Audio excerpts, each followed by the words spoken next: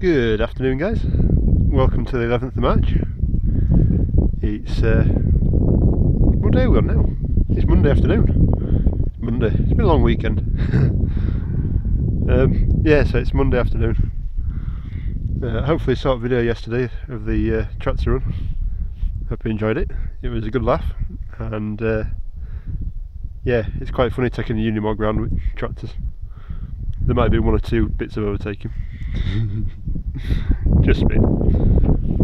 So yeah, we've started on the grass cutting. This is my first time out this year, and just on a caravan site at the moment. Nicely striped up. Ooh, get off. I do like it when it's all striped. And yes, my line's like a donkey's iron leg. But I'll explain that in a minute. Because I thought you might want to see the beast that is the lawnmower that we've got. It's just there. It's this whole thing. It's an Allet Conqueror Mark II. We've had this now. We're trying to work out actually at lunchtime how long we've had this. But we reckon it's a good 10, 12 years, maybe 14 years we've had it. It's the biggest pile of crap you've ever seen.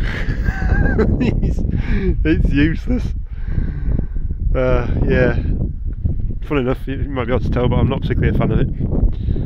It is hydrostatic drive on it, so forward, backwards on the lever, and the foot pedal. But all the belts, it's all belt driven, so all the cutters are belt driven. And there's basically a main belt that runs from here to back into a hydraulic motor that's sat under the seat. And then there's a couple of big belts that run under this cover here, down to the back. You can just see them there, into the back pulley, across on the lay shaft and down. Yeah, it was cheap. We couldn't afford to go for something like a ransom. So this is what I came up with. I must say it is good on the banking, it's really low down.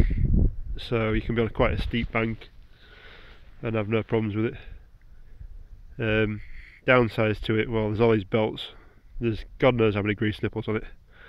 In fact, we counted them last time. There was something like 30, 35 grease nipples on it, which, funny enough, never get done. Not all of them. There's a load under that seat where the belts and drives disappear off. So you got to take the seat off and this whole panel off. Well, that whole panel, that off, the seat off, to get access to grease it. So funnily enough, every time we use it, it don't get greased. It's just, yeah, and then obviously wheels with fork cutter as well. You roll the grass down before you get to, before the cutter gets to cut it. So what you can end up having is, if you can just see, down that side there and that side there, it's actually a little bit longer. Right, it's actually shorter in the middle bit, between there and there, than it is where the wheels have been. So between there and there, and there and there, will be long grass. It all sticks up next time you've come to cut it. So what you end up having to do is move the whole cutting across a little bit.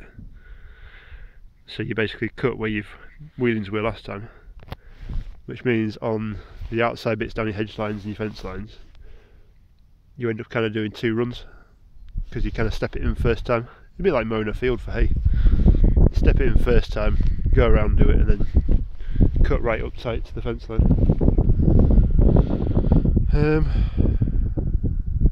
But yeah, that's about it really. So hydrostatic drive is quite nice on it. It's a lot easier, because the last one we used to have was an old mount field, which in the middle here was a gear stick. A bit like a go-kart, really low. It's quite good fun, you can pull wheelies on it. But yeah, I used to have a gear stick, and yeah, it was a bit of a pain trying to go from forward to backwards. So there was about 5 or 6 gears forward and one back, so you have to go through all the gears to come back. But yeah, it wasn't too bad. The other good thing on this thing is this Vanguard.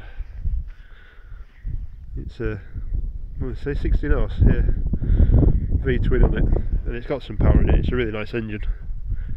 It's just a pity what's around it. I think they only built this thing for 2 years, and then stopped because I think he sold about 3 of them. That was it. So if anybody wants a cheap lawnmower, give me a shout. I'll try and get rid of it. But while it still works, we can hold on to it. It is petrol, it's not diesel, which is another downside to it, because obviously we've got diesel tanks here rather than petrol tanks. So we have to run out and go get more fuel every time. Such is life. Anyway, that's enough for me beating on this thing. I'm going to go put her away, lock her in the shed for another week or two. I thought you might just like to see it. Anyway, I'll leave it there. I'll catch you later. Cheers, bye.